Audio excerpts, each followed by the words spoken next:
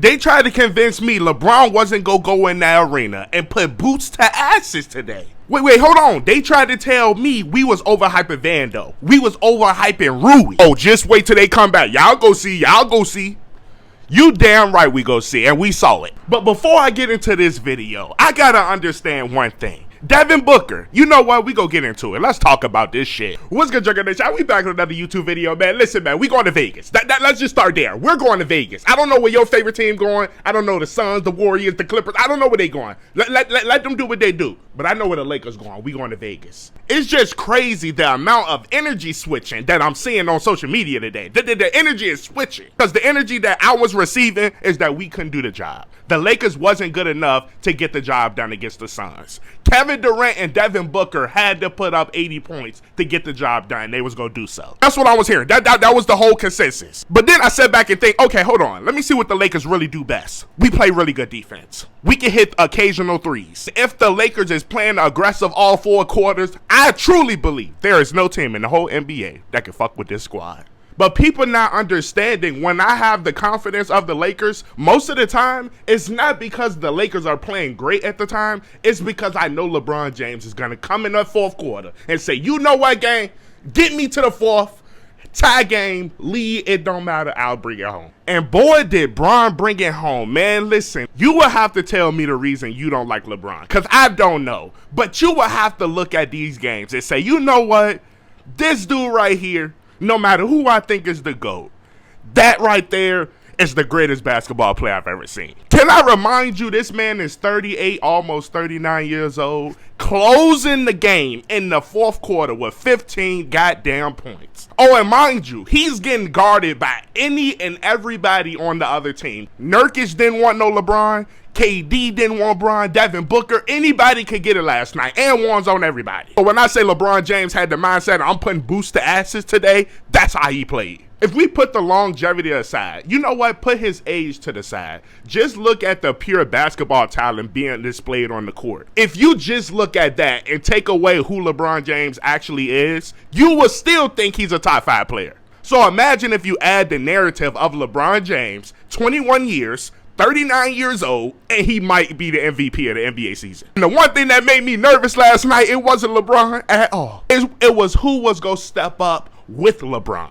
And I'm going to put this second in the video because I think this is one of the most important parts about that game. This is why I say the Lakers do not need to trade. Don't get under the peer pressure in the media. Don't start listening to the sports gurus that's going to tell you, oh, you need 3 or 4 superstars to win a championship. Obviously, we see that's always not the case. Our starting point guard is D'Angelo Russell, and D'Lo has been playing incredible the whole season. He's probably the most improved Laker on the team. Actually, he is the most improved Laker on the team. But he had a rough game last night, but you see the Swiss Army knife the Lakers have? We got Austin Reeves that gave you 20 points last night coming off the bench. So you tell me, what trade do we need to where it's gonna get more beneficial than having Austin Reeves on the bench giving you 20 plus? And then y'all also got to think about closing the game. You know how much pressure that had to be for Austin Reeves to close the game in the in-season tournament game and actually play super well coming off the bench. Because when you're in the starting lineup, you could get your rhythm, you could get a few early shots, get to the free throw line probably, get a few easy layups. But when you're coming off the bench, you're playing with a selected few of minutes. So for him to come out and do what he did and close the game and hit the dagger shot to close it, I said I wasn't going to give up on Austin Reeves too fast because we just gave him a contract and he went undrafted. We basically raised Austin Reeves. We created the mystique around him. The AR-15, that came from Laker Nation.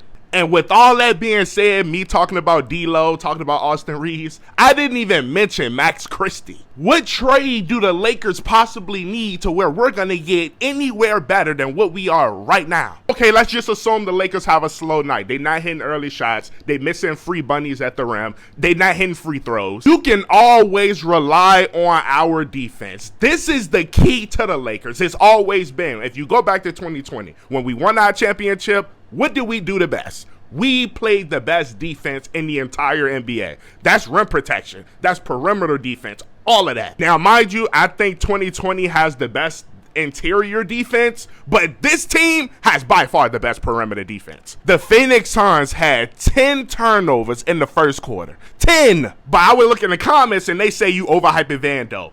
Okay, let's just say he don't put up 5 points. Let's say he don't put up 6, 7, 8 points. What else is he doing? He's getting offensive rebounds. He's helping on the defensive rebounds. He's getting steals, getting blocks, helping on transition, the rotations, the effort, the hustle. All of that stuff ain't gonna show up on the stat sheet, but you can feel the energy he's rubbing off on everybody. Everybody want to play defense. And then you got Cam Reddish also playing really good defense. Probably gonna be all defense first team. This seatbelt lineup that got debuted last night, I told y'all if they ever just flirted with putting that lineup out there, and D-Ham actually did it, they put Kevin Durant's ass in the goddamn trophy box. Now, if I'm being honest, if it wasn't for the late timeout by Darvin Ham in the third quarter, that game could have been out of hand. We could have easily been up 20, 25 points. But you know Darvin Ham is going to do what Darvin Ham do. Didn't call a timeout, boom, they go on a 12-0 run. Call another timeout, boom, they go on a 5-0 run. Now they back in the game. When you thought the Phoenix Suns was going to get back into the game, then you get AD coming out playing the way he played. This is why I tell people, just stay out of Lakers business. Because honestly, there is no other team that's like the Laker Nation.